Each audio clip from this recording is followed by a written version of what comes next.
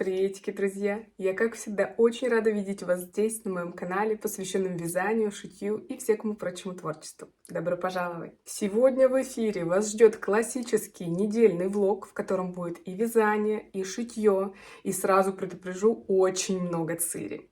Но я знаю, вы ее любите, так что, надеюсь, вы не против. Эта неделя у меня выдалась максимально весенней, полная цветов. Вот, например, еще остался букетик с 8 марта от Егора. Я пока монтировала этот влог, поняла, насколько много в нем солнца, цвета, цветов. В общем, потрясающий, мне кажется, выпуск получился, максимально заряженный на весеннее настроение. Так что, если вдруг каким-то образом у вас все еще не весеннее настроение, я очень надеюсь, я вас сегодня заражу им. Так что приглашаю вас окунуться в мою жизнь, что у меня произошло на этой неделе.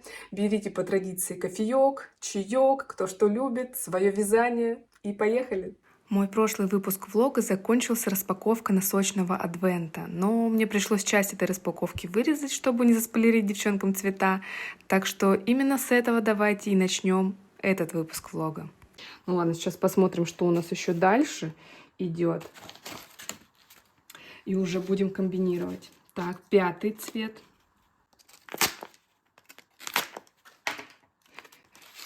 Вот эти штучки летят в стороны, у меня тут цири лежит, охотится за ними. Сейчас пойдет с полу их собирать, играться. О, какие яркие оттенки. Что это у нас? Влюбленная ромашка. Интересно, ромашка. Так, цири, не ешь. Номер 6 посмотрим. Здесь упаковка немножко как будто по-другому сделана. Возможно, девчонки как распределяют крошение пряж между собой и потом уже все свои пасмочки складывают по коробочкам. Интересно. Так, снова какой-то сиреневый оттенок. Стойка гипсофила. Я даже не знаю, что это за цветок. Гипсофила. Ну ладно. Такие действительно сиреневые оттенки в основном. Сколько их тут уже получается? Вот целых 3 оттенка сиреневых. Угу. Давайте последний. Последний 7-й номер посмотрим. Цирь, ну нельзя. Сидит там, жует. Нельзя. Съест еще эту штучку.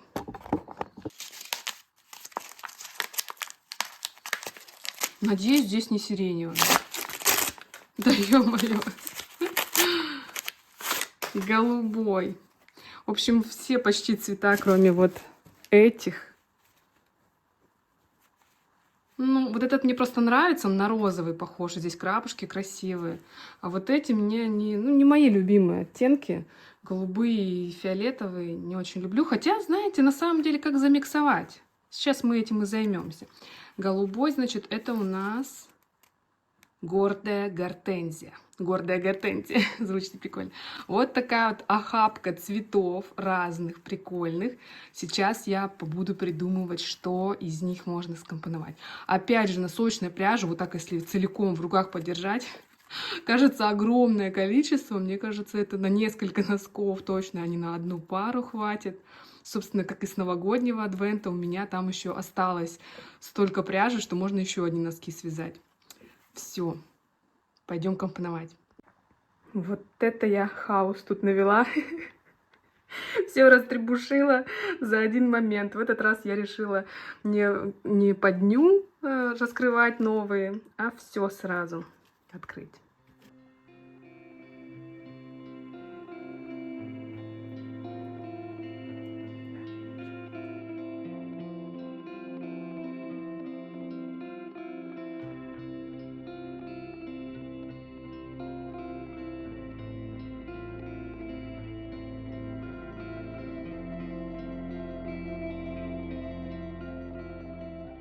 И что же, вот он мой носочный адвент.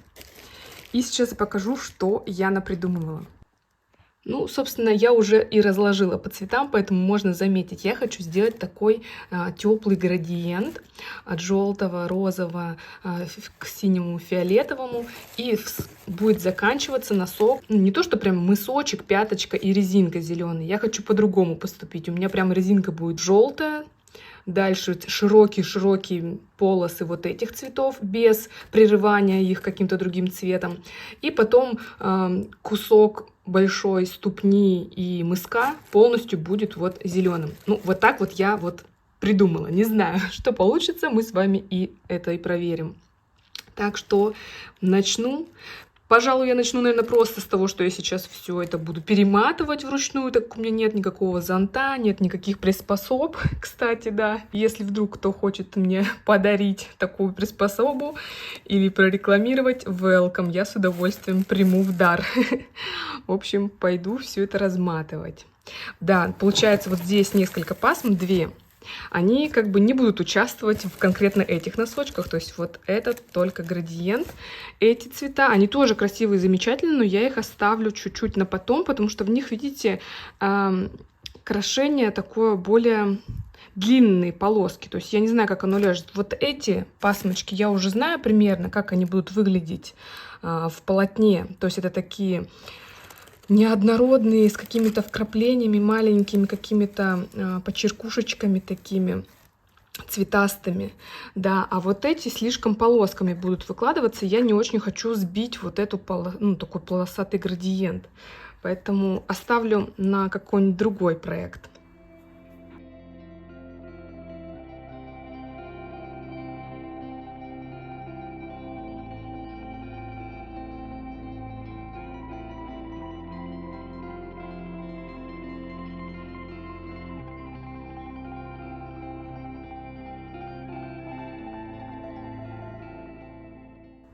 Значит, размотала я пока что пасмы. Смотрите, как красиво смотрится. Просто уже вот этот градиент, хотя я его немножко неправильно разложила. А, да, вот так. Вот, градиент будет таким. То есть начинается от желтого, вот эти розово-фиолетовые, и заканчивается зеленым.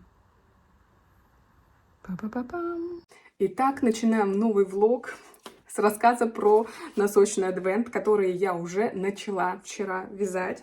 И давайте покажу, что у меня получается.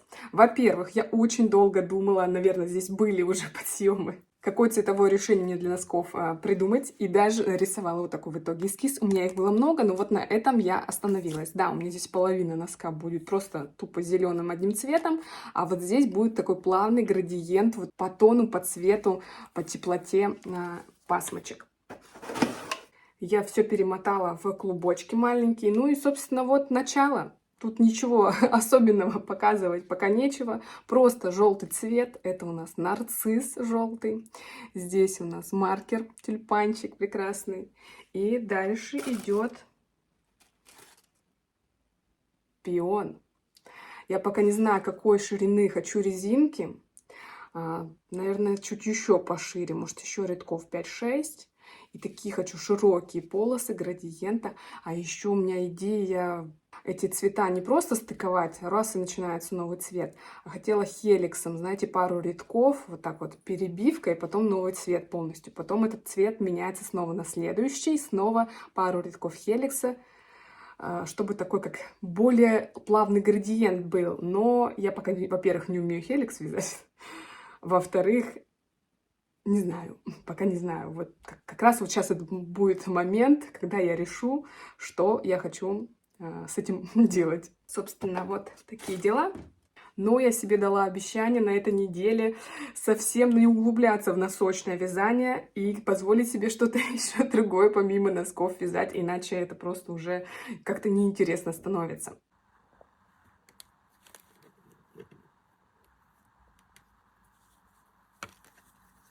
И да, я, похоже, абсолютно влюбилась в резинку 3 на 1. Мне почему-то никакую другую даже вязать не хочется. Здесь снова будут все носки резинкой. Ну или не все, а полностью голень.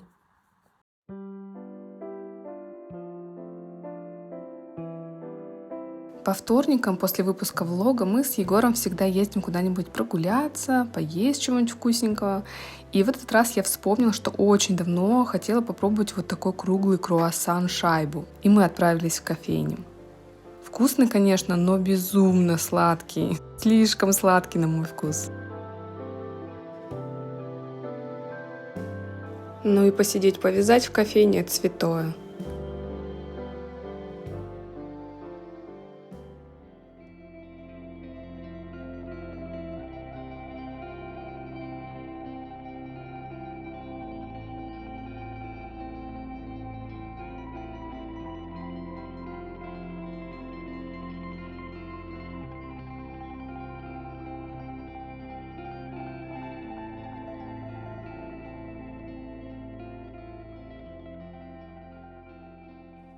Доброе утречко, друзья! У меня сегодня 5 марта, и это начало новой влоговой недели. И так как я очень много кусочков с прошлого влога вырезала, чтобы не спойлерить девчонкам цвета нового носочного адвента, этот влог я начала, скорее всего, именно с этих подсъемов. И сегодня продолжается мое вязание носочка. Вот что у меня уже получилось. Так, давайте перейдем на камеру вперед. Вот такое начало нового цветочного весеннего носочка.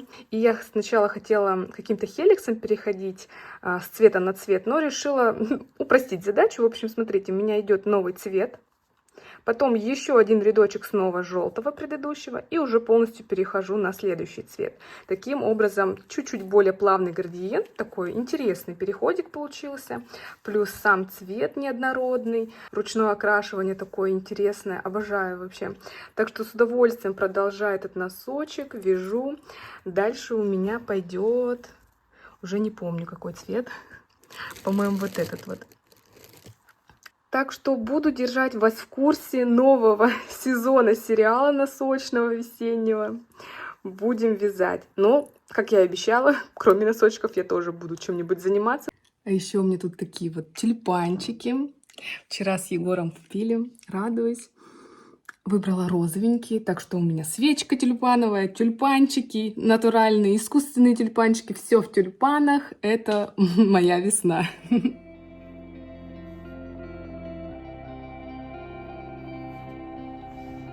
Синька, тебе удобно?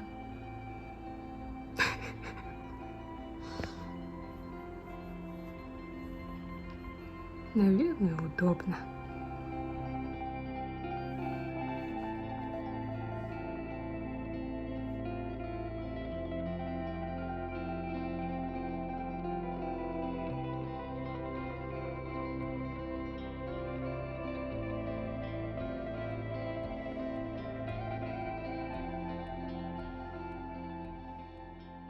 Я просто не могу, но это так нежно получается сочетание вот этого желтый, переходящий в розоватый. Очень красиво.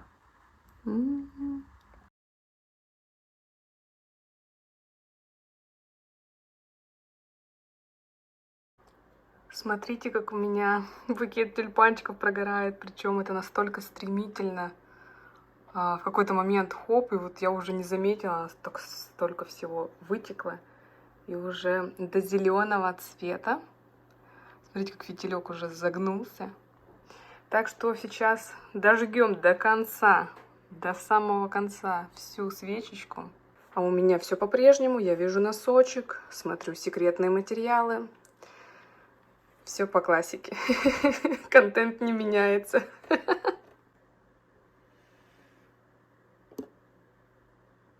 Лепестки опадают.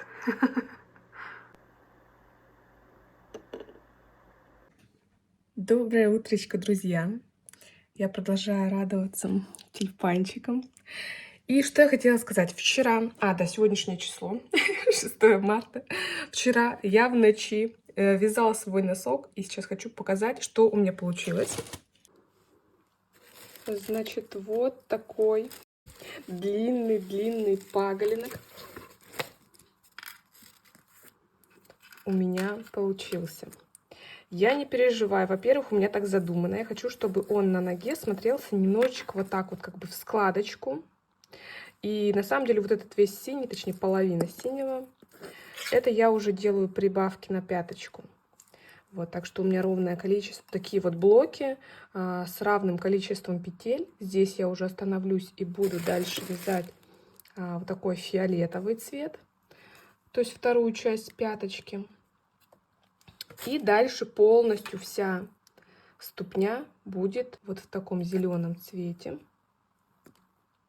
Ну что я скажу? Конечно, мне очень нравится. Вот этот нежный переход, это какой-то просто градиент красивенный получается, особенно с желтым. Желтый здесь все решает. Он собирает эту холодную фиолетово-розово-голубую композицию вместе, делает ее истинно вот весенней, радостной и яркой. И знаете, что еще у меня вчера случилось? Я себе напроколола палец. Так, фокус. Вот. Так, ну, надеюсь, никого это не пугает.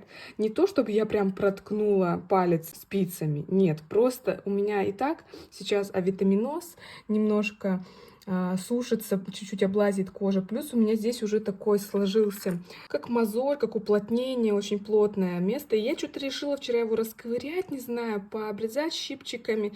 Короче, расковыряла, а потом еще пока вязала, это все подсохло. Короче, это знак, что пора мне немножечко отдохнуть от носочков. Поэтому я сейчас это все убираю. На сегодняшний день так точно. И у меня на сегодняшний день вообще планы на мой ажурный джемпер. Давайте покажу. Так, вот здесь вот я вчера взяла свою схему, которую распечатала. Оказывается, так много не нужно было, вот всего лишь. Вот так у меня получились расчеты сокращений по плечевым скосам, по горловинке. Не знаю, как это получится, но вроде бы все понятно. Здесь вот кромочная одна, здесь кромочных две вот голубым цветом. Здесь вот я делала вот эти все расчеты, то есть они не такие, как в мастер-классе, тут чуть-чуть побольше все циферки, но я попыталась распределить их примерно поровну в той же пропорции, как в мастер-классе, только у меня не 63 петли, а 73 петли, потому что у меня плюс еще один раппорт. Вот такая штука, поэтому вот этим я сегодня планирую заняться. Посмотрим, что из этого выйдет.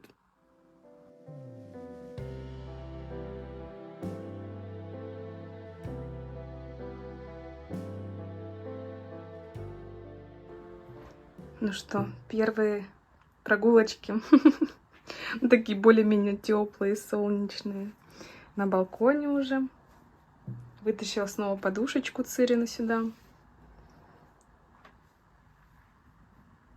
Солнечные ванны принимаем. Скоро станет совсем тепло, и можно будет там тусоваться Цири весь день.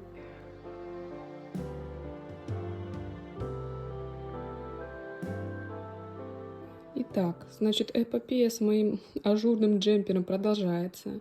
Я тут все по схемам расчертила, все вообще расчеты сделала. Очень мне тяжело. Добавок еще, конечно, подсматриваю мастер-класс, но смотрю именно в свою схему. Не скажу, что тут все прям легко дается, но вроде пока получается.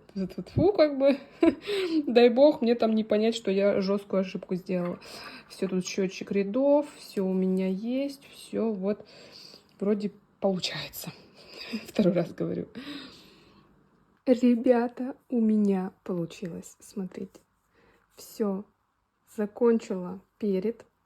Вроде даже прямо ровненько. Вроде даже вообще без каких-то ошибок. Все, перед есть. Я уже ставила обратно. Я оставляла на тросике незаконченную спинку. Здесь уже просто вовсю провязываю. Тоже тут осталась еще, наверное, половина раппорта.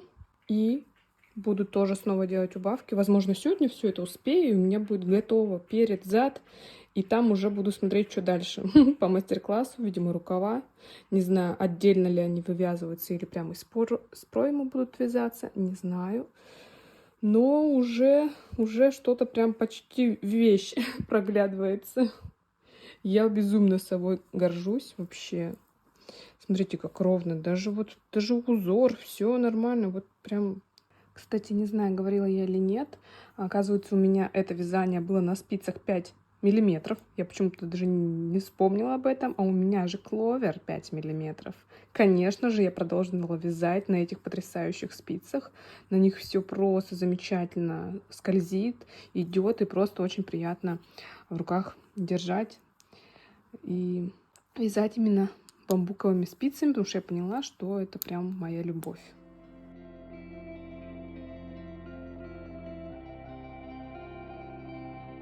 Приветики, друзья! Значит, сижу я сегодня, вяжу, никого не трогаю. И тут мне пишет моя зрительница Танечка. Пишет: иди забери подарочек с ВБ. Представляете, ничего мне не говорила. Так это было неожиданно, я, конечно же, помчалась. Там подарочек в честь 8 марта для Цири и для меня.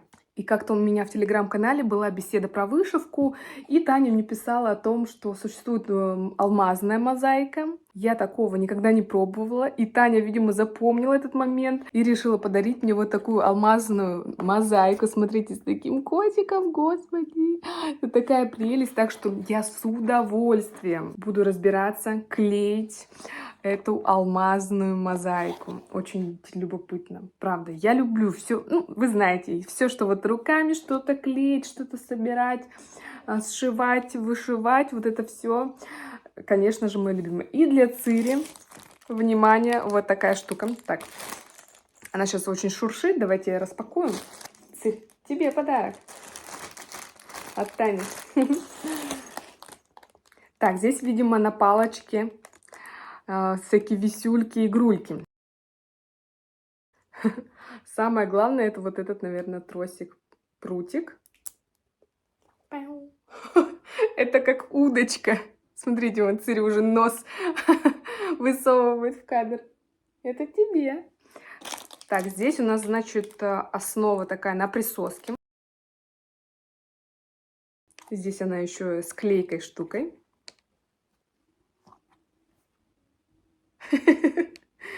Цири, я хотела собрать и поиграть с тобой, а ты уже пошла проверять, что тут. Значит, вот так она сюда, видимо, вставляется.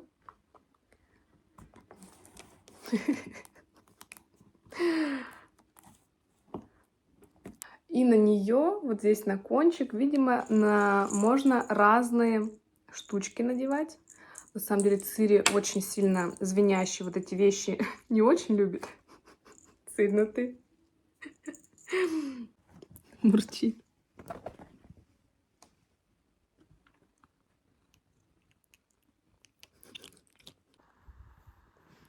Все, человек в восторге уже. Вовсю, на самом деле. И без висюлек, и без спора окончательного. Ей уже все, ей нравится. Она прям так громко мурчит. Цирь. Довольный человек. Да, я Цирь все время называю человеком. Вы не удивляйтесь, это такой вот у меня манера называть. Потому что я считаю Цири настолько полноценным членом моей семьи, что она для меня как человек. Ну ладно, все. Думаю, видно, что Цири понравилось. Тань, большое тебе спасибо от нас с Цири за такие милые подарочки.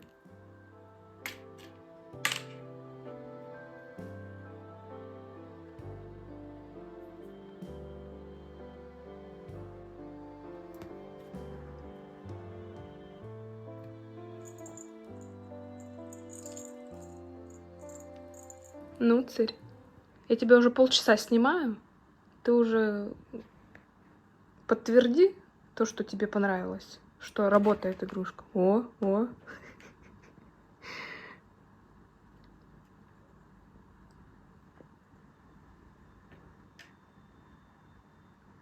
Прелесть какая! Вот это вообще работает! Ладно, Цирь, я тебя не отвлекаю.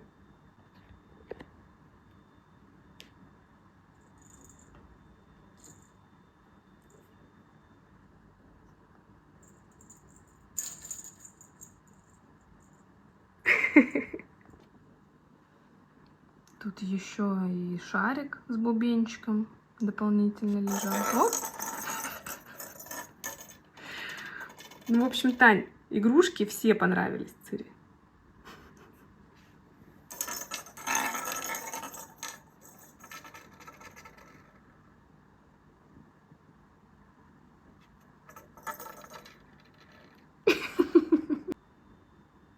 Все обнюхала.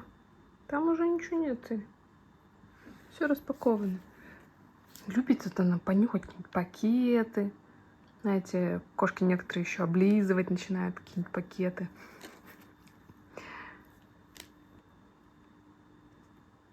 Это вот любимая, конечно. Залезть на пакет, еще посидеть на нем. Тоже многие кошки любительницы такого. Смотри, это мое. Это не тебе.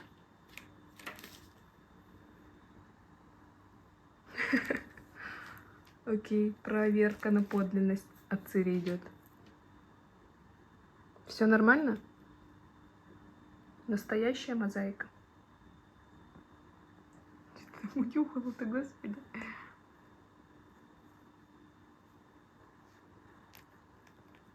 Если вы думали, что Цири успокоилась, то нет. Она теперь носится с шариком. Куда-то загнала под холодильник. Сидит, ждет, пока я вытащу. В общем, все. Игрища начинаются. В общем, я не удержалась, конечно, и полезла посмотреть, что же там такое. Значит, здесь вот такая вместо канвы, я не знаю просто, как это назвать, основа. Здесь липкий слой, да, я русский, липкий слой, на который здесь по цветам, по номерам наклеиваются, собственно, сами кристаллики вот эти, алмазные, без сомнения. Очень интересно. Цветов капец как много. Картинка достаточно большая. Вот такой вот котик. Вот здесь вон сколько много цветов. В общем, безумно интересно. Прям не сейчас, конечно, я начну это делать. Здесь вот такой приспособа. В общем, я думаю, еще посмотрю. Хотя тут, наверное, должна быть же какая-то инструкция. Ну вот тут. В общем, прочту, изучу, чтобы без фейлов. И в одном из дней рандомного творчества какого-нибудь обязательно начну эту прикольную мозаику. Друзья, это свершилось. Божечки, кошечки, я вообще не могу поверить. На самом деле я сегодня весь день этим занимаюсь. И я просто уже не стала снимать, когда я уже отвязала. У меня получилось сначала перед у меня был вот этот. Все супер замечательно получилось. Я такая, да вообще изи. Сейчас я быстренько спинку доделаю. Начала спинку делать. Все хорошо, легко. Вообще уже даже не подсматриваю в мастер-класс. Вяжу себе, подсматриваю схему. У меня здесь все четенько расписано.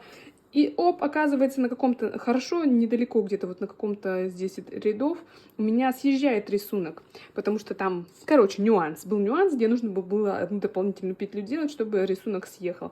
А я что-то как-то не заметила, всего лишь на одну петельку, но он съехал, мне пришлось распускать снова, вот это очень самое сложное, вот это распускание и потом снова подхватывание петель. Хотя там было всего лишь там 3 рядка, но это было все равно очень, очень неприятно. Но я с этим справилась. Да-да-да-да, ну вот спинка готова, перед готов. Я просто поверить своим глазам не могу. Неужели это близится к какому-то завершению? Если честно, я бы уже с удовольствием закрылась, провязала бы горловинку, как-то обработала проймы, и чтобы это была просто жилетка, потому что у меня уже столько мучений. Ладно, шучу, конечно же, я довяжу. Вот у меня тут еще целых 2 мотка. Как должно, не знаю, надеюсь, хватить на рукава. Опять же, не знаю, какие вот рукава. Ну вот реально 2 мотка всего. То есть на 2 рукава.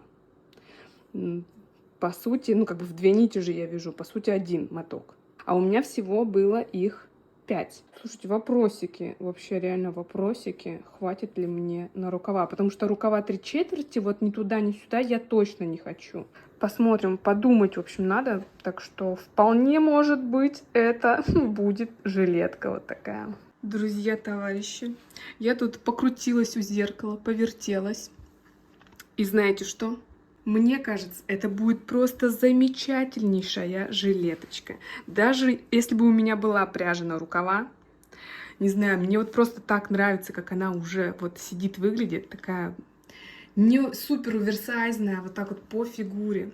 на рубашечку, на светлую футболочку. Мне кажется, просто офигительно будет. Так что принимаю уже сейчас решение, что я ее буду заканчивать как жилетка.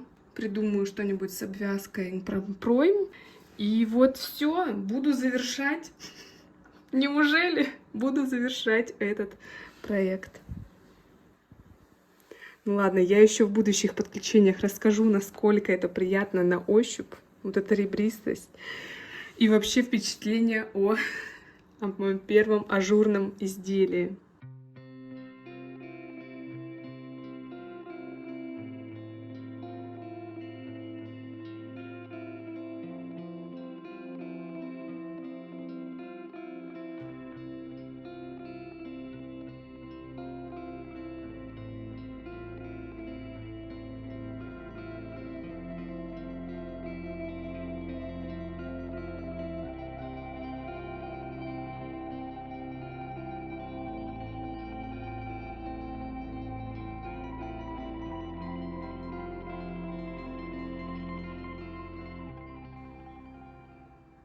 Сидит, смотрит на балконе. Солнышко там. Но все равно прохладно еще. Доброе утречко, друзья! Сегодня у нас 8 марта. Я хочу поздравить всех девчонок, мам, бабушек, сестер, подруг с этим замечательным праздником. Пусть у вас будет в душе всегда весна, и чтобы не требовалось и вашим мужчинам какого-то повода, чтобы дарить вам цветочки. Ну а самое главное, желаю вам этот день провести в кайф, заняться тем, чем вы хотите, вязанием, скорее всего. Просто классно провести время, какими-то заняться вещами, до которых, например, руки не доходили в обычное время. В общем, посвятить этот день себе, может быть, бьюти. Я тут... Окей, это не бьюти, это просто голову помыла. Немножко привела себя в порядок, потому что, конечно, у нас с Егором сегодня планы. А сейчас, пока еще утро, я... Тут внезапно, знаете, вот эти порывы у меня всегда внезапные. Думаю, давненько я не шила ничего. Вот прям хочу что-то сшить такое быстрое, чтобы сразу сегодня же это закончить. Поэтому я, наверное, либо домашний костюмчик сейчас хочу сшить, или футболочку, или штанишки. В общем, сейчас пойдем посмотрим, что у меня есть, к чему у меня потянется рука. И действительно, пока время еще час дня, до вечера у меня есть время и реальные шансы закончить какую-нибудь, сшить для себя вещь. Пойдемте вот к этой полочке. Здесь у меня лежат всякие тканюшки долговые, которые, блин, вот реально вот эту ткань я взяла на постельное белье уже вот года 1,5, если не 2 назад. Представляете, вот и вот с тех пор она лежит. Причем, как многие девчонки, вязальщицы кладут на рабочий стол, на видное место клубки и пряжи, которые они в первую очередь хотят связать, и тем самым как бы напоминая себе, что у них есть в наличии, какие-то любимые мотки, которых в первую очередь хочется связать. Вот таким же образом у меня лежат эти ткани вот всегда на видном месте, ну вот, так скажем, вот в этой коробочке, потому что, конечно, на самом деле у меня вот эти все коробки на балконе. И еще там огромная коробка на балконе, вся полностью забита запасами ткани всевозможной. Так что вот здесь это самое такое, вот что я хотела сшить. Так, сейчас я достану и посмотрим. Значит, так, вообще вот из этой ткани, это трикотажный джерси, состав вискоза, состав прикольненький, то есть это не 100% полиэстер. Короче, я думала из этого сшить штанишки, но мне кажется, она очень сильно вытянется в коленках, знаете, как вот эти поношенные трико.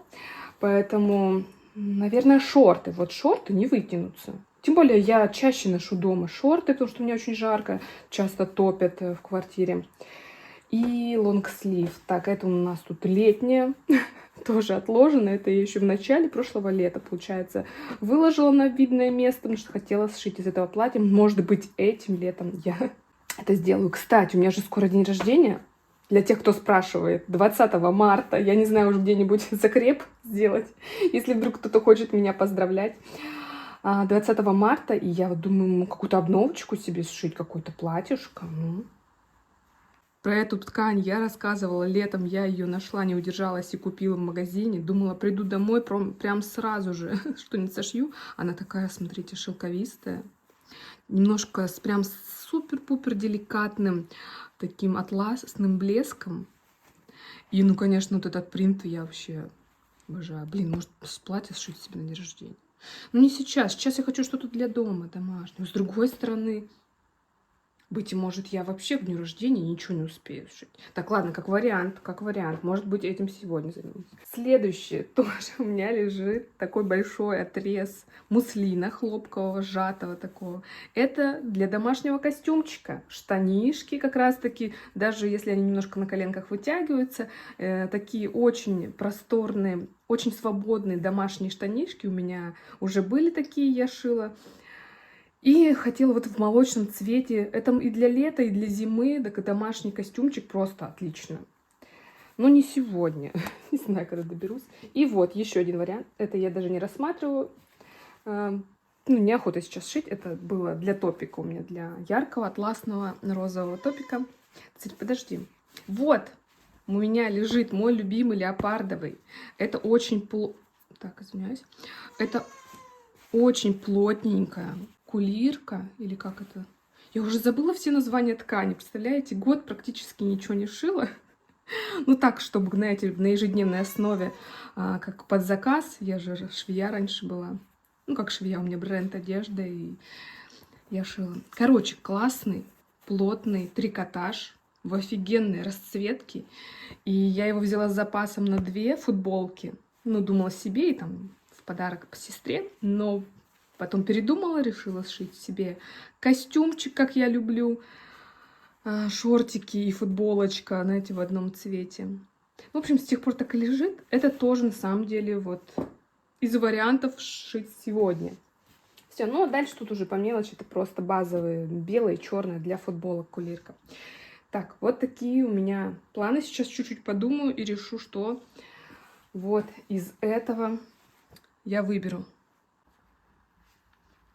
Вот такое вот платьице. Тканька, правда, вся помялась тут уже. Не знаю. Блин, опять зеркало грязное. Или просто костюмчик из шортиков и лонгслива просто в однотоне. Потому что я последнее время ношу очень часто принтованные какие-то домашние костюмчики. И хочется такого, может, что-то однотонного. Так, я только сейчас поняла, что это же идеально комбится. Хотя это хлопковый такой кулирка, а это такой шелковистый вискозный джерси. Но они по цвету прекрасно. Это прикольно. То есть 2 костюмчика между друг другом, шортики, футболки можно комбинировать. Что-то даже не знаю. У меня такой энтузиазм, что я хочу раскроить сейчас все эти 3, 4, 5 вещей. И чтобы уже пути назад не было. То есть вещи, когда раскроены, как бы больше уже вероятности, что я их сошью. Да? Правильно? Кстати, у меня девчонки как-то спрашивали, даже просили сделать рум-тур. И вообще, чтобы я показала, что у меня где, в каких там коробочках, полочках лежат. Потому что на самом деле у меня действительно много всякого любопытного, интересного. Блин, прошу прощения, у меня там посудомоечная машина включена. Я, конечно, выбрала, да, тоже время, когда посудомойка орет. Цири на балкон просится. На. Давай. Побежала. Итак, здесь у меня на первой полке лежат мои выкройки. Все, которые я сама делала. Они на разных, смотрите, кусках обои, на какой-то прозрачной кальке. В общем, сейчас мы здесь найдем выкройки того, что я хочу сегодня сшить. Дальше, ну, тут как бы тоже не обращайте внимания, что не везде идеально прибрано. Здесь у меня для отглаживания такие подушечки. Здесь какие-то места канцелярия. Здесь у меня педалька от швейной машинки, так как у меня швейные машинки теперь вот так под столом, где-то распиханы по разным углам, а не на рабочем столе. Здесь вот поэтому отдельно тоже. Здесь вот основная канцелярия. Тоже, возможно, это какой-то хаос. В общем, даже не буду вам подробно рассказывать. В общем, здесь у меня все открыточки от моих зрительниц, записочки всякие. А в этих папочках тоже наклейки, какие-то чеки от ткани, которые я покупала, там заказывала. Что-то еще я уже не помню. А вот здесь у меня все блокноты, которые я вела, именно творческие, по шитью, по идеям, по выкройкам, а также просто ежедневники дел. Здесь у меня, кстати, да, пяльцы лежат, просто не пристроила их пока никуда. Ну, здесь там валик чистилки, какая-то лампочка и подставка тренога для телефона. Вот такой уголок. Здесь у меня хранятся крафтовые пакеты. В них я упаковывала готовые изделия швейные. Но сейчас я практически не шью на заказ, вот оно полное, поэтому стоит у меня. Здесь у меня календари, которые мы с Егором печатаем себе каждый год. И на холодильник я креплю на магнитике. И в каждый день здесь такие большие достаточно ячейки, в которые можно записывать дела на неделю, планировать. А здесь чуть поменьше календарь от Вали Суходол. Католический календарь с ее котом Толиком. Вот. Поэтому у меня теперь 2 календаря. Я как-то распределила. В один одни дела записываю, в другой другие. Следующая полочка. Тут пустое место. Это у нас, собственно, вот я только что выбирала ткани. Коробочка, боксик такой войлочный. И здесь у меня 2 коробки тоже. Они уже очень древние. Это еще во времена Икеи. И у этих коробочек свой цвет вот такой вот мятно-пыльный. Ну, в общем, вот такой же. Но он мне как-то надоел, и я его просто взяла сверху акриловой белой краской, покрасила. В тот момент, когда я еще жила на другой квартире и красила стены, я такая, так, осталась краска, чтобы еще покрасить. И я, в общем, красила все, что мне попадалось под руку, в том числе вот эти коробки. Вообще они очень удобные, они вот так поделены на секции, очень такой плотный картон. То есть сколько лет я им пользуюсь очень активно, но сейчас уже меньше, потому что я шью меньше. А раньше это моя основная была деятельность. И я очень активно им пользовалась. И до сих пор они живы. Все, здесь у меня теплые оттенки, здесь холодные оттенки. Ниточек, все так хранится. Здесь, в общем, запихан мой планшет для рисования. Периодически я его беру. Кстати, да, сейчас снова начала им пользоваться, так как я рисую календарь, картинки для календаря. Здесь что-то там еще какие-то тканьки дополнительные были. И следующая, последняя полочка. Вот эти, кстати, коробочки очень интересные, мы туда заглянем. А вот здесь самое интересное. Эта подружка мне отдавала свои супер старинные журналы. Причем это не просто бурда, а какие-то прям древних... Так, ладно, давайте сейчас вытащу. Итак, здесь журнальчики вяжем крючком. Очень много, в том числе мой. Со мной на обложке. Здесь вот пачка. Я их не покупала, мне их одна моя зрительница прислала. Ну, просто так посмотреть, что-нибудь вдруг меня вдохновит. Потому что у нас, я не знаю, вот серьезно, я не встречала у нас в Новосибирске нигде журнала «Вяжем крючком». Я не знаю, в чем проблема. Может, я не по тем магазинам хожу. Так, ладно, это всякая ерунда. Так. Дальше. И вот такие журналы, смотрите, починены. То есть журнал настолько старый был, что вот у него что-то оторвалось и пытались реставрировать. Представляете? Я прям помню, у нас в школе еще в младших классах были, по-моему, даже какие-то уроки внеклассные или что, вот как по реставрации книг. Или это библиотечное дело было, я уж не помню. И мы тоже аккуратно подклеивали какие-то порванные кусочки. В общем, было такое дело. И это очень-очень древний, смотрите, журнал. Безумно красиво, эстетически все это нарисовано. В общем, журнальчики для вдохновения. Сейчас попробую найти год. Какой-то... вот, смотрите, 56-й год. Вы можете себе представить? 56-й год. Вообще, вот здесь тоже такой пострадавший, но видно, как бережно его пытались починить и хранить. То есть это для меня действительно очень значимые какие-то реликвии, можно сказать. Мне подружка отдала. Это вообще немецкий журнал, посмотрите.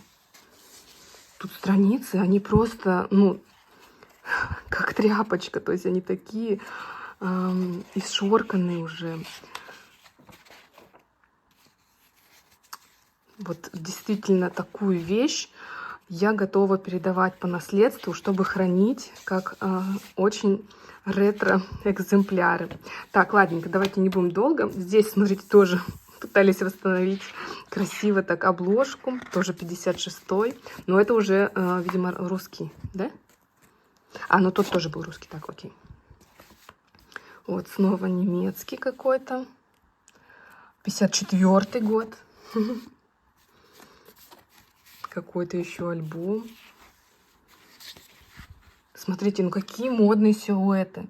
Смотрите, какая красота. Вот сейчас вот абсолютно актуальные модели. Ну ладно, вот эти модели, наверное, не очень актуальны. Хотя вот такой сарафанчик вполне вообще прекрасно, мне кажется, летом носить. Вот, например, 55-й.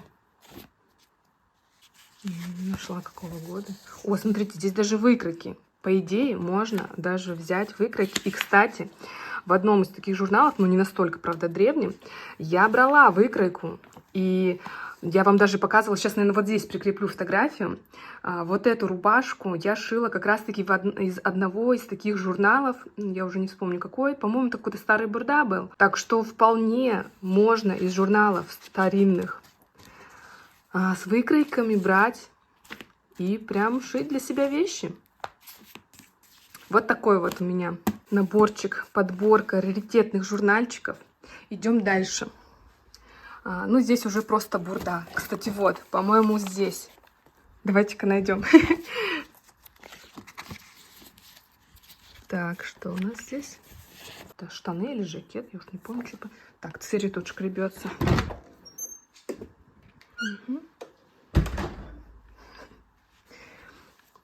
Так, что у нас здесь? Вот, вот, смотрите. Вот эта рубашка. Посмотрите, сколько вариантов из прозрачной какой-то органзы. Просто хлопковая, как рубашка с принтом. Здесь из замши вообще, она как курточка. То есть я, кстати, пробовала шить на заказ девчонкам из джинсы. Получается офигенная ретро-джинсовка. Вот такие варианты. Так что вот этот крой этой рубашки, просто из него же у меня и платье, точно я забыла. Вот это платье, сейчас фотографию прикреплю. Я абсолютно по этому же крою делала, то есть удлиняла. И здесь в выкройках есть прям, по-моему, вариантов 5. Чуть-чуть изменений разных, там длины, как с кармашками, без кармашков. Как можно стилизовать, изменять и шить много вариантов этого кроя, этой рубашки. Пока искала фотографию рубашки, вспомнила, что я по этому крою шила еще вот такую офигенную курточку из футера с начесом. Это из которого обычно худи шьют. Смотрите, насколько стильная, классная вещь получилась. Я до сих пор ее ношу, просто обожаю. Также нашла вот такую фотографию. Это я шила подружке в подарок белую рубашку. И на заказ еще здесь девочки шила такое платье из джинсы. В общем, крой потрясающий. Офигенный. Все, ладно, давайте закончили про журналы. А то я что-то, наверное, и так уже долго. Я не знаю, интересно это кому-то вообще или нет. Здесь у меня такие маленькие статуэточки. Это мои первые лепилки из пластилина, который такой вот воздушной пенкой пластилин, который застывает и такие... Такой, как воздушная застывшая пена. И давайте посмотрим, что в этих коробочках. Так, первая коробочка пошла. Здесь у меня разные наклеечки и разная печатная продукция еще моего бренда Зиги-Заги. Здесь на самом деле нужно много рассматривать. Здесь все... Так, сейчас я прикреплю штатив, чтобы вам показывать руками нормально. На самом деле история...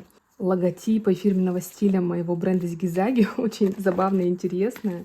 Так, сейчас я попробую найти первое. Ну, наверное, вот так. Это вот одна из самых первых открыток и дизайн, который я делала. Потом у меня вот такое превращение случилось. У меня очень долго был логотип в Инстаграме вот такого дизайна. Мне очень нравилось, что вообще перечень каких-то цветных штучек, я из них стилизовала не только цветочки, какие-то другие вещи. Мне очень нравилось, что можно менять немного форму, тем самым, но оставляя фирменный стиль, логотип и какие-то вот галочки или там снежинки. Здесь вот новогодняя у меня была серия. Там цветочки, что-то весеннее. Ну, вот этот долго у меня логотип был. Потом я все-таки вернулась к галочкам.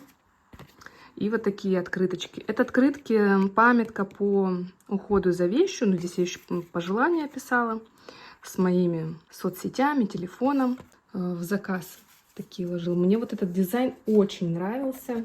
Кстати, видите, здесь вокруг логотипа круглого обводка такая с градиентом. Это в те времена, когда в Инстаграме только появились сторис. Мне очень нравился этот эффект обводки, аватарки, и я его здесь тоже изобразила. А к Новому году я вот такие вот сделала открыточки. Здесь снова я включила, видите, снежинки, галочки. Ну, вот это как фирменный мой элемент, галочка такая, зигзаги. Кстати, где-то у меня визитки же еще даже были. Точно, вот. Да, кстати, здесь я вернулась к галочкам, точно так же разноцветным. То есть вот этот же концепт остался. Немножечко снова какие-то изменения по пропорциям самого квадратика и цветные галочки. Вот этот логотип у меня достаточно долго был прям на соцсетях. Вот такие визитки. То есть это у меня бирочки были, видите, Spring Summer 17 год еще. Здесь цена, размер, уход были подписаны. То есть на моих вещах такие бирочки висели. Такие вот визитки. До сих пор мне очень нравится сам дизайн, расположение, цветовое решение по композиции. Все здесь мои контактные данные. Потом я что-то придумывала какие-то плюшки, плюшка-подружки. Это, знаете, на маркетах, в которых я участвовала, мне нужны были какие-то штучки типа визиток, привлекающих внимание. А здесь как бы скидочка 500 рублей. Вроде как бы ты берешь, и ее можно было потратить при заказе, например. Действует только на вещи без скидок. То есть на какой-то заказ, на покупку. Такие вот у меня еще карточки были. Так смешно вспоминать. Best Buyer, типа лучшим покупателю, когда у меня там несколько раз заказывают мои любимые заказчицы, я им дарила такую карточку, которая дает им скидку на одну покупку на следующий 20%. В общем, у меня таких штук очень много осталось, потому что я распечатывала, знаете, с запасом, а потом это все никуда не нужным оказывалось. Так, новогодние тоже открыточки показала. Дальше я решила вернуться вот к этой первой открытке. Мне безумно нравился этот дизайн. Хотела что-то такого же, но чуть-чуть измененного. И я вот такой дизайн придумала с маками. То есть красный цвет, маки и одного цвета галочки. Ну, собственно, все мои дальше открытки, еще пару вариантов, будут по вот этой концепции. Кстати, я очень давно не делала новых открыток. Я обновляла дизайн открыток, наверное, ну, раз в сезон, раз в полгода, просто для интереса, для себя, чтобы что-то новенькое. Но следующий дизайн я решила сделать поменьше. У меня пошла уже экономия, то есть в 2 раза меньше формат и как бы открытка. Вполне этого размера хватает. Сюда написать пожелания. Здесь такая же инструкция написана. Чуть более такой компактный дизайн. Вот этот мне вообще безумно просто, наверное, даже больше всех из всех моих открыток. Мне нравится вот этот дизайн. И последний, который я делала, вот он. Почти такой же. Ну, просто хотелось каких-то, да, других цветов. То розовый, потом красный. Здесь такой вот изумрудно-пыльный. И вот здесь уже желтый с фиолетовым. Что-то такого лилии, необычного, чего-то весеннего какого-то или летнего хотелось. И мне на самом деле подбивает сделать еще какой-нибудь, столько разных еще цветов и оттенков. В таком же ключе можно делать эти открытки вообще бесконечно. Я, конечно, не рисовала сама вручную каждый этот цветочек. Я просто сохраняла какие-то картиночки разные, и из них как коллаж вырезала, составляла, дизайнировала вместе. У меня даже есть где-то видео быстрой съемки, как я делаю дизайн вот этих открыток. Тоже интересно, на самом деле, посмотреть. Я, наверное, вставлю сюда кусочек небольшой. Вот здесь можно посмотреть.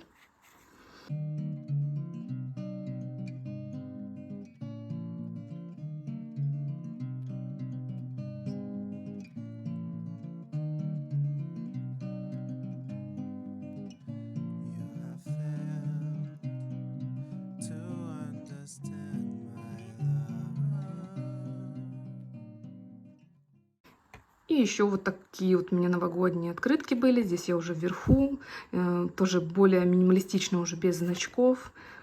Свои контакты оставила с Новым годом. Ну, что-то такое новогоднее. Но это тоже все было давно. То есть я уже не занимаюсь так активно продажей и моим брендом Зиги-Заги. То есть он у меня год вообще в молчании. Я прошлым летом что-то пару платьишек сшила для девчонок. Для Кати Not Free, для Саши Бабу Нит. Они заказывали у меня. И все, собственно, сшила им платьишки и снова забыла обо всем этом. Здесь у меня еще какие-то тоже древние бирочки, которые я, кстати, сейчас использовать девчонкам, когда они у меня маркеры покупают, я прицепляю и сюда пишу благодарности и название сета. Ну, просто чтобы хоть куда-то что-то использовать. У меня этих бирок вот здесь вот этих очень-очень много. Здесь вот тоже. В общем, да, остатки моей и печатной продукции у меня здесь. И еще хотела показать вот такие вот пачки наклеек, которые я рисовала для вечеринок поп-ап. На протяжении, по-моему, 2 лет я рисовала на каждую вечеринку. Сейчас я где-нибудь распакую, чтобы показать быстренько все. Вот такие вот наклеечки с элементами вечеринки. Здесь я подписывала число. Это Хэллоуин страшный был. Жаль, я не подписывала год, потому что... То есть число-то есть, а год... Здесь еще название самой вечеринки. Вот это, кстати, одни из самых-самых первых. Нарисовала эти наклейки. Ребята такие: так, Даш, все, теперь ты рисуешь нам наклейки на вечеринке. А у нас была традиция на баре всегда раздавать. Это там шутки своих собери. Да, у нас было собери всех оргов поп-апа, ну, организаторов. И я каждого из ребят, кстати, вот это мой Егор, мы тогда еще не встречались. Он фотографирует на вечеринках, и вот на одной из них был на роликах. Я так запечатлела. А это, кстати, я. Ну, я тогда встречалась с другим мальчиком. Ладно, не будем вдаваться в подробности. Много было всякого разного. Это еще одна девочка. Сергей у нас такой был. В общем, да, это 1 год, когда я рисовала организаторов и просто тематически. А на другой год я уже рисовала вот такие концептуальные. Это команды, кто чем занимается на поп-апе. Здесь, например, мы строим инсталляцию. Здесь вот у нас гадалка была. Здесь девчонки за баром. То есть у нас так бар выглядел. Сейчас он, кстати, гораздо лучше выглядит. У нас все такое было изначально как стройка, как будто бы с фонариками, с флажками. Диджей вот такой, например. Здесь мы фильмы смотрим на поп-апах. Так. Дальше я уже просто начала какие-то тематические. Вот здесь кораблик с гербом нашей команды. Собственно, вечеринок. Поп-ап. Это тоже какая-то, я даже не помню, просто так. Вот такая, смотрите, наша бочка, которая сердце вечеринки всегда традиционно у нас стоит в центре танцпола, и вокруг пляшут дамочки. Ну, это, конечно, вы поняли, пародия на знаменитую репродукцию художника. Вот такие наклейки. На самом деле очень здорово вспоминать, что это было. А еще, кстати, это прям совсем давно. Я даже не помню, какой это год. Вспомнить бы. По-моему, это год 16-17. Я делала дизайн вот прям такой же. Печатала на ткани, вырезала и вышивала аппликации на свитшоты, на худи, на кардиганы. Представляете, мне безумно нравилось. Да мне и сейчас нравится. Такие наклейки я делала, чтобы как рекламки раздавать, чтобы переходили на мой аккаунт в Инстаграме. То есть это как рекламные такие штуки. Я вот сюда сейчас вставлю тоже фотографии или даже, может быть, видео именно вот этой коллекции. Это была весенняя коллекция со всеми вот этими аппликациями. И еще расскажу, это было безумно круто. Вот эта именно коллекция, наверное, я больше всех горжусь за все время существования моего Зиги-Заги. Ну, наверное, самыми последними худи с аппликациями я вот тоже так же горжусь. Это было что-то такое в периоды, когда мне хотелось не какие-то базовые вещи шить, а именно что-то уникальное. Наверное, этим я и полюбилась своим постоянным клиенткам, которые вот у меня всегда раньше были. Ну, последний год я почти не шью, и то они тоже мне пишут. Иногда спрашивают: Даша, ты вообще шьешь еще на заказ? Как там, где, что? Но я вот переключилась на вязание и на блогинг. Ну и что вы думаете? Пока я искала эти фотографии старинные, кстати, эта коллекция была именно 17-го года, я наткнулась на стоп-моушен. Такая вот штука была, мне очень нравилось снимать именно стоп-моушен, такие микроистории. Я вот в этом проявлялась, что предлагаю парочку из них посмотреть. И скажите, если вам интересно, то я могу в телеграм-канале скинуть еще несколько, потому что у меня там разные микроистории. Такая вот история. Наверное, я все показала. Здесь, ну, там ничего интересного, там какие-то остатки каких-то карточек, каких-то бирочек. Ну, а вторая коробочка вот эта. Давайте тоже в нее заглянем. Надеюсь, я вас не утомила вообще этими рассказами. Да, коробочка не самая, на самом деле, красивая. Какая-то старая, грязная. Ну здесь у меня просто какие-то швейные билибердушки, какие-то булавки, кнопки. В общем, ничего интересного. Скажите, если вам интересно, я расскажу еще про вот эту коробочку, про вот эти коробочки. Здесь как раз у меня всякая швейная, более, наверное, интересная лежит. А еще у меня есть вот эти две коробочки, там тоже всякие швейные штуки лежат. В общем, напишите, интересно ли вам было вообще заглянуть, порыться в моих вещах, так скажем. Если что, буду продолжать эту рубрику. Смотрите, что я заметила, пока тут рылась в коробках. Вот этот маленький крохотулькин. Наконец-то у меня цветок сдвинулся в рост, а то я уже думала, что он собрался тоже умирать. Он на самом деле уже очень старенький. Остальные дела по цветам как бы, ну, так себе.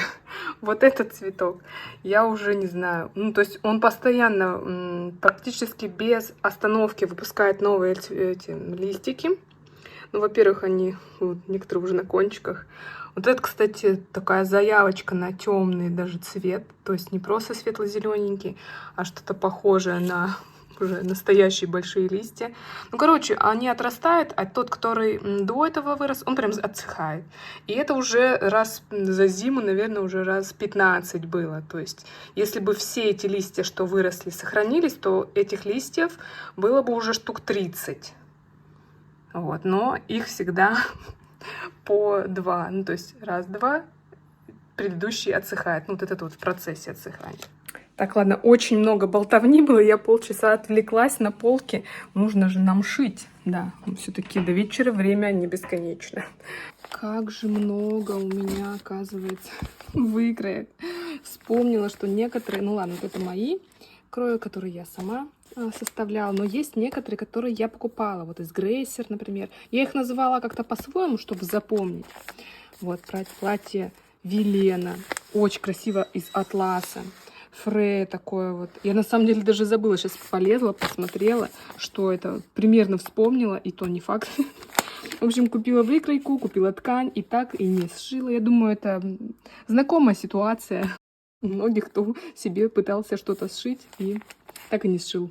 Решила я начать именно с платья, потому что домашние костюмчики в любой день можно сшить и носить. А перед днем рождения неизвестно еще, попадется мне денек такого вдохновения, как сегодня, или нет. Поэтому я решила сшить платье, но я уже придумала, хочу не платье, ну, то есть только верх от платья. То есть получается блуза с коротким рукавом. Решила не с длинным, а с коротким. Хотя, блин, ладно, сейчас еще чуть-чуть подумаю.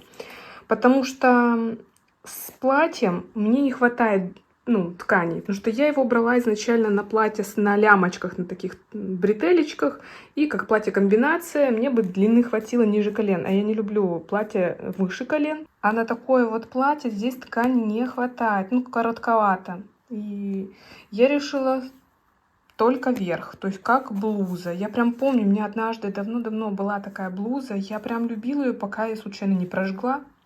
И мне всю жизнь не хватает снова той блузы.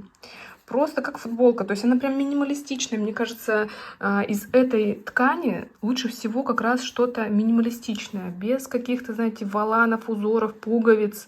А вот что-то прям простейшее, потому что здесь и так принт классный. Мне кажется, будет очень элегантно смотреться. В общем, пока у меня в голове что-то есть, сейчас приступлю к раскрою.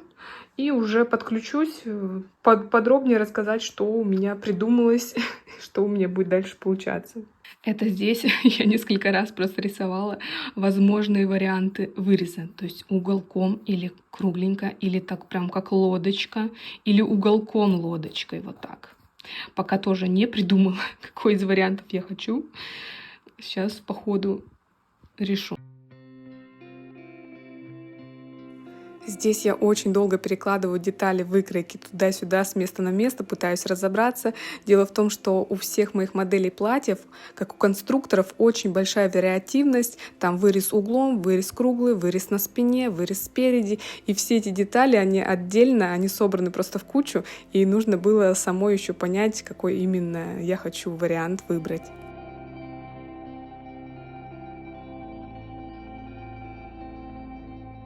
Так, раскроила, не забываем проклеить наши обтачки, потому что ткань и так скользкая, тонкая.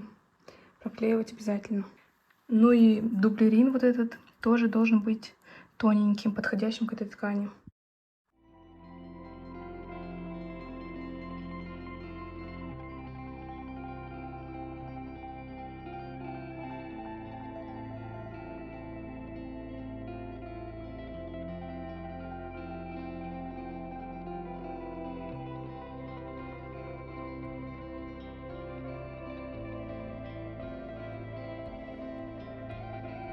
Сначала я хотела очень подробно каждый этап вам снимать, все объяснять и рассказывать, но дальше я поняла, что у меня есть силы только просто сшить до вечера эту блузку, чем я и занялась, а то, что в итоге получилось, я покажу уже в другой день.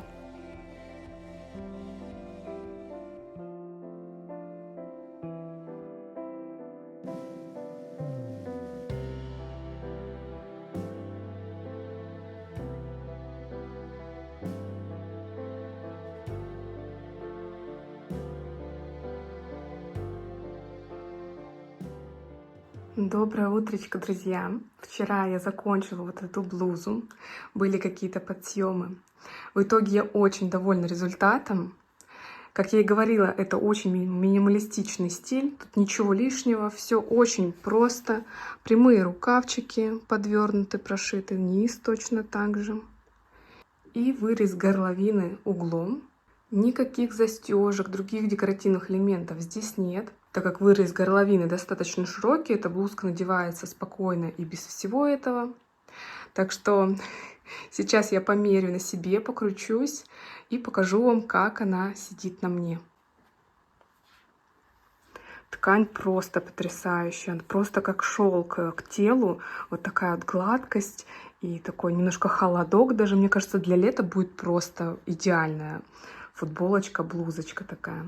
Вот так вот эта блуза сидит на мне. Мне очень нравится, как сочетается вот этот кирпичный оттенок орнамента с синими джинсами классическими, такими темными. Очень ретро, очень в каком-то стиле таком, не знаю, 50-х.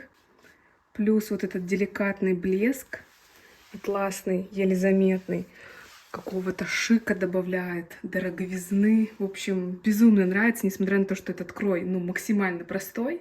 Я здесь немножко заправила перед в джинсы. Смотрится очень элегантно. На мой взгляд, прям дорого.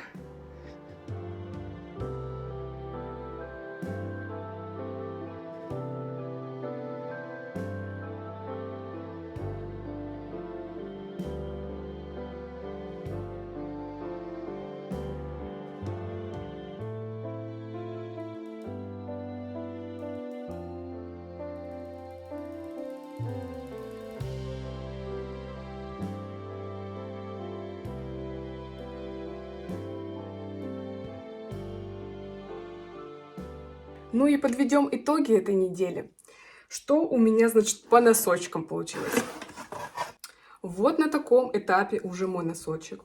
Смотрите, выглядит очень длинным. На самом деле просто у него очень длинное вот это голенище, потому что я хочу, чтобы оно было немножечко вот так в складку. Я надеюсь, я, кстати, не примеряла, но я надеюсь, что не будет слишком туго. То есть это не гольфы, потому что гольфы должны расширяться немножечко, чтобы на ляжки налезло, да?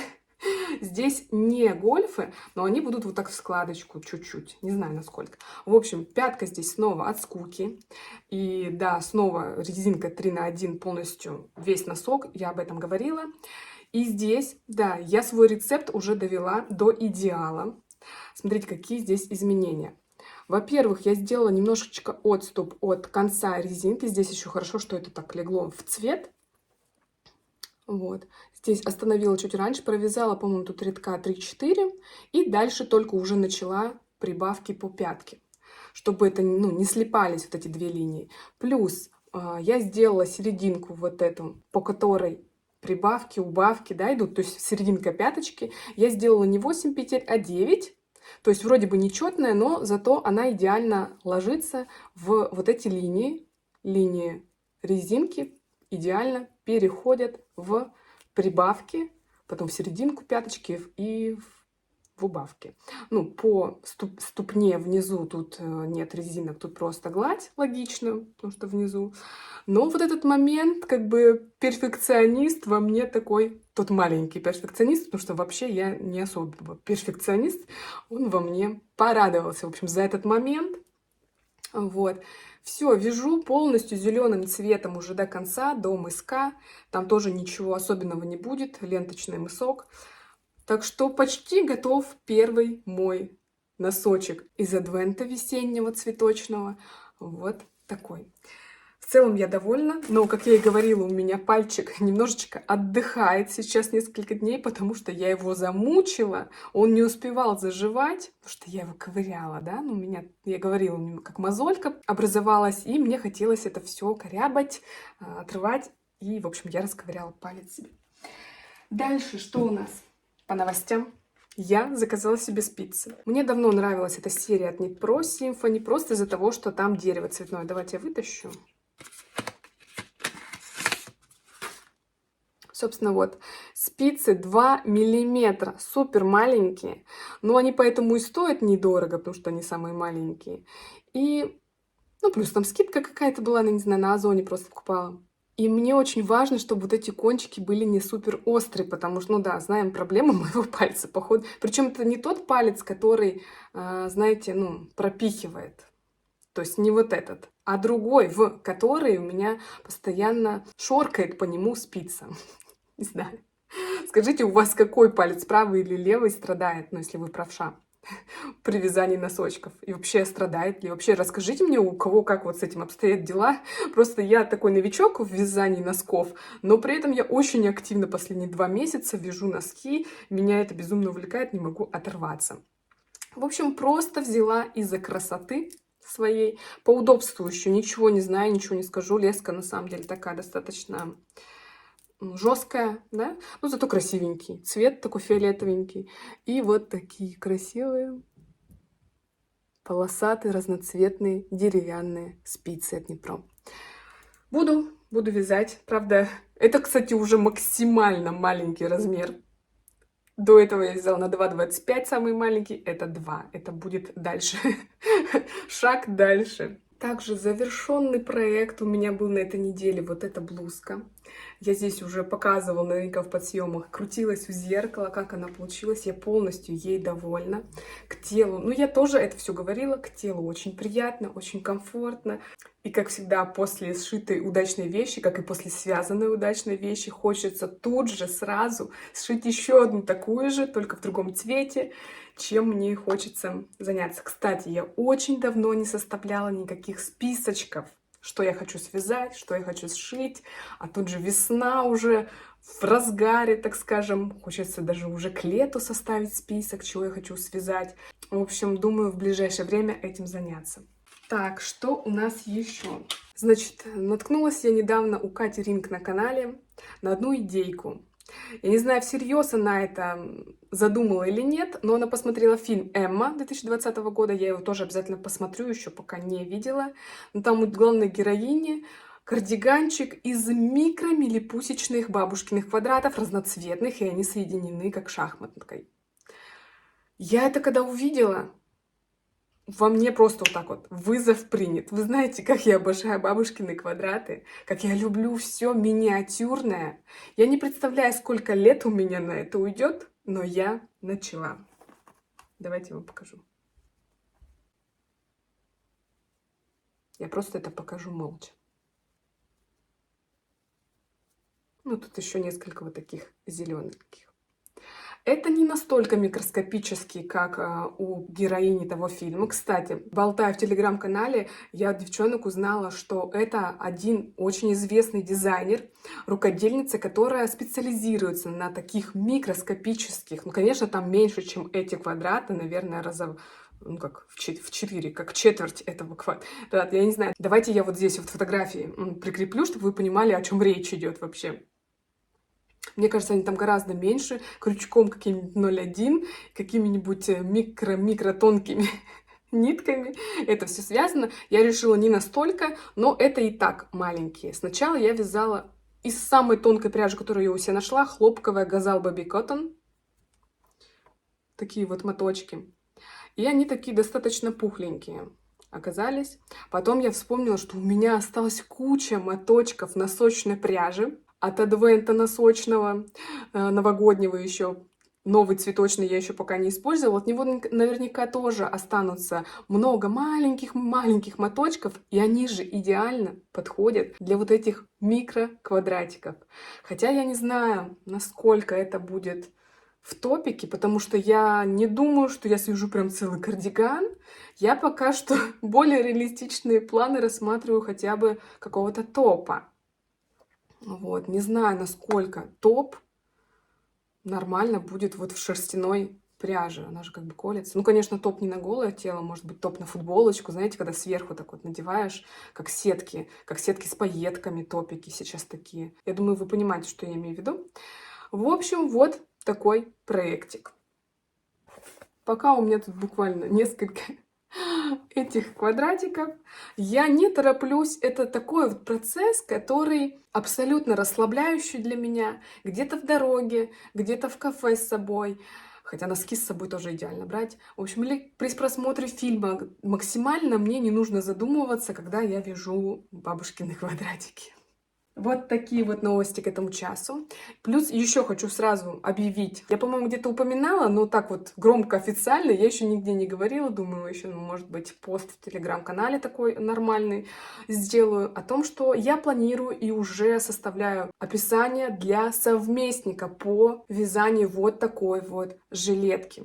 Так что, девочки, кто ждал этот совместник, кто ждал описания, мастер-класс, он будет, конечно же, платный, в отдельном чате. И хочу сразу предложить, чтобы вы подготавливали пряжу. Ладно, в общем, все подробности я сделаю пост в телеграм-канале. Опять же, подписывайтесь на мой телеграм-канал, если хотите следить за этим. Ориентировочно начало, думаю, делать через недели 2-3. У меня все расписано, чтобы я точно успела все описания, все мастер-классы, видео каждого квадрата снять. Все, я поделилась.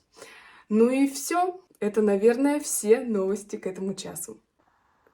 Смотрите, как эта свечка прогорает. Вот с этой стороны, видите, уже почти прозрачные стенки. И в какой-то момент они прожгутся и, наверное, выльется свеча. Я, кстати, вот думаю, может быть, вот этот последний ряд срезать, ну, когда потухшая, застывшая свеча, срезать, и чтобы там ровненько осталось еще 2 ряда. Но вообще очень красиво выглядит, где местами прозрачно, местами нет, вот эти вот шарики.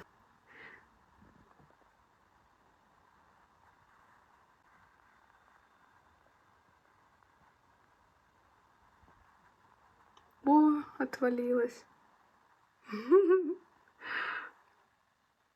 Вот так вот и прошла моя неделя. Много полезного, мне кажется, я успела сделать. Много чего не успела сделать, но я себя за это не корю. Главное, что эта неделя прошла в радости, в прекрасном настроении. У меня, кстати, появилась новая привычка. Получается, почти каждый день жечь новые свечи. Потому что раньше вот эта, например, свеча у меня года 2 или 3 стояла, я ее жалела, пожгла ее там, не знаю, разочек. А сейчас мне, наоборот, я даже ловлю какой-то кайф, как будто, как пряжу, да, когда извязать ее до конца, вот все остатки до конца извязать, это какое-то удовлетворение приносит. И также свечи. Вот они у меня стояли, я их вроде берегла, берегла. А вот зачем оно надо? Они же созданы для того, чтобы их сжечь и поднимать настроение, просто какую-то атмосферу, вайб давать. И я очень радуюсь, когда я прям до конца зажигаю свечи. Так что, если вы все еще бережете свечи, я вам предлагаю пойти прямо сейчас, достать ту свечу, которую вы так жалели, и пожечь для себя. Сейчас лучшее время посмотреть на нее, покайфовать, впитать это настроение и не жалеть. Да, я, наверное, 5 раз это сказала. И вообще, расскажите мне, как ваша неделя прошла, какое у вас настроение, прямо сейчас какое у вас настроение. Просто мы с девчонками в моем телеграм-канале как-то в моменте, бывает, переписываемся на эти темы, а здесь на YouTube в комментариях меньше. Так что, если вы хотите узнавать о моих каких-то новостях в моменте, делиться своими проектами вязальными или не вязальными, просто мыслями, то обязательно подписывайтесь на мой телеграм-канал. Мы с девчонками там столько много узнаем нового, бывает, просто попереписываешься, поболтаешь, и какие-то классные советы найдешь, идеи. Так что подписывайтесь, ссылочка всегда есть внизу в инфобоксе под видео. Ну что же, мы, наверное, уже будем прощаться. Кстати, я так была удивлена в прошлом видео, в самом конце, когда уже появляются вот здесь такие рекламные ссылки на мои другие видео, я спросила, кто-нибудь вообще досматривает до конца, потому что обычно после слов «пока-пока» я думала, что все выключают. А я там обычно пляшу, что-нибудь показываю пальцами, строю рожицы, что-нибудь балуюсь. И я честно не думала, что кто-то вообще до туда досматривает. А оказывается, столько много мне девчонок написали в комментарии, что они смотрят до конца. Так что теперь всегда ждите каких-нибудь пасхалочек в самом конце. Я теперь буду знать, что я для вас там буду кривляться. Ну, в общем, все. Мы увидимся с вами уже ровно через неделю, также во вторник. Так что всем отличного настроения и всем пока-пока. Я даже не знаю, теперь музыку накладывать или просто посидеть, покривляться.